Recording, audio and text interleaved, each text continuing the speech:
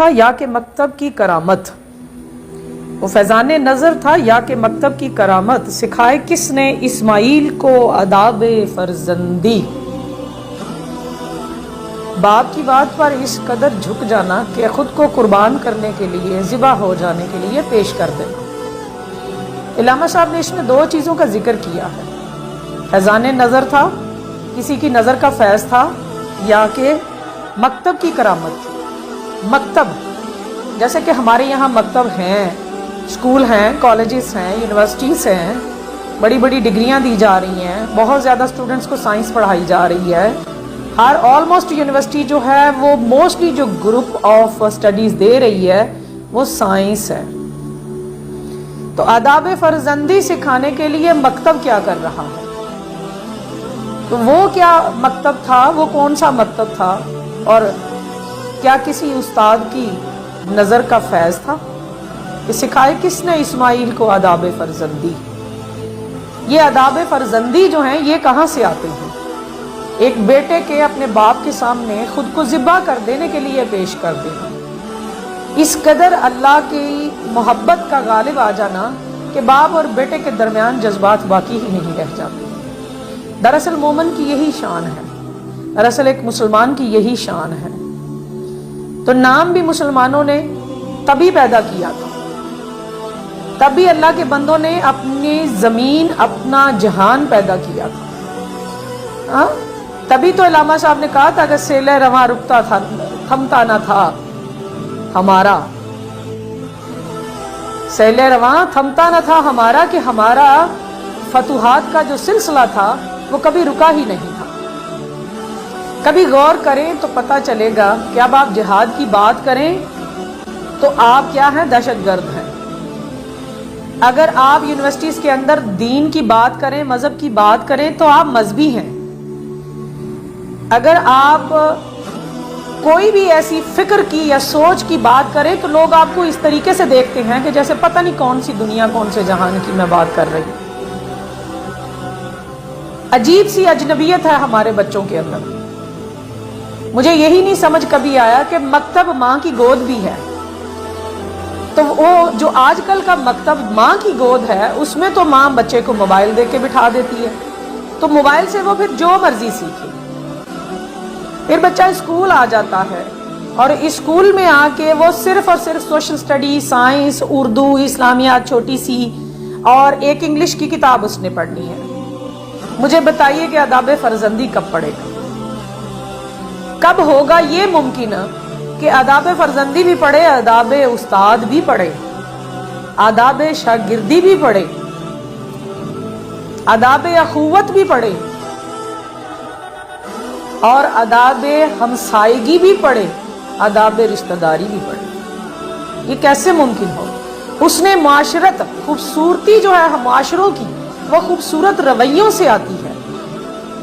تو جب ہر کسی کو کے دل میں ایک دوڑ لگ جائے گی دولت کی، پیسے کی، ڈگری بھی محض اس لیے لی جائے، سائنس کی ڈگری اس لیے لینی ضروری ہے تاکہ کسی اچھے پروفیشن کو جوائن کیا جا سکے، تو جب تمام اداروں کی، تمام مکتبوں کی یہی سوچ ہو جائے گی، استاد بھی تو پیسے کے پیچھے بھاگ رہا ہے، مال کے پیچھے بھاگ رہے ہیں۔ آپ کو یقیناً اس بات سے اچھی طرح واقفیت ہوگی کہ سلطان عبد الحمید کے دور میں یہ بات کہی جا رہی تھی کہ آنے والی صدیاں جو ہیں وہ مال اور دولت کے پیچھے بھاگنے والوں کی ہیں۔ جس کے پاس مال ہوگا، مادیت پرستی ہوگی، اسی کا سارا جہان ہوگا، اسی کے پیچھے آنکھیں بند کر کے سب چل رہے ہوں گے۔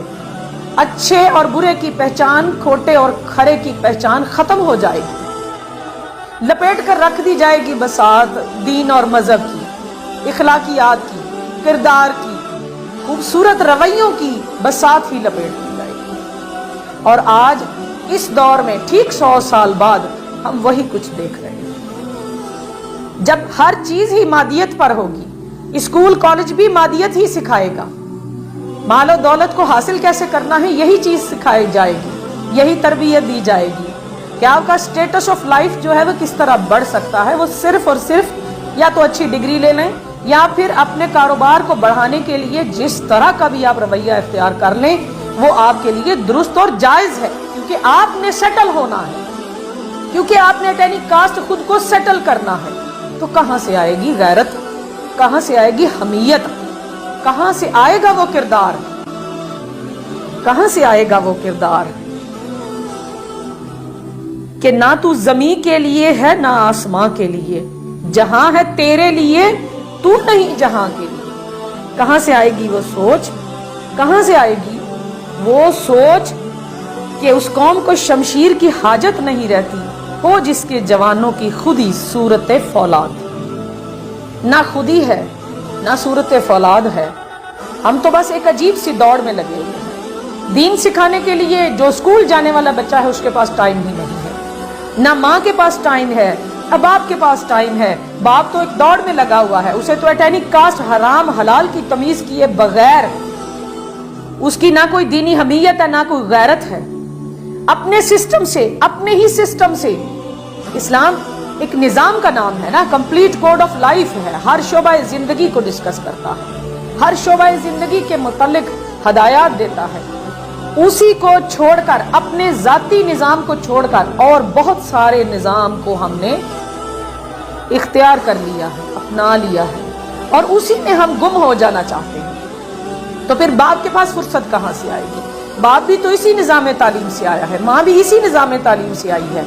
माँ को शऊर ही नहीं दिया गया कि अल्लाह की बंदी तुम अल्लाह की बंदी हो, और तुम्हारी गोद में जो बच्चे दे दिए गए हैं ये भी अल्लाह ही के बंदे हैं, तुम्हें तो अमानत सौंपी गई है, तुमने इनकी तरबियत करनी थी। इनको क्या बनाना था? सबसे पहली वाकफियत इनकी अल्लाह की तरफ लगानी थी, उसी के साथ इसका ताल्लुक जोड़ना था, मजबूत करना था।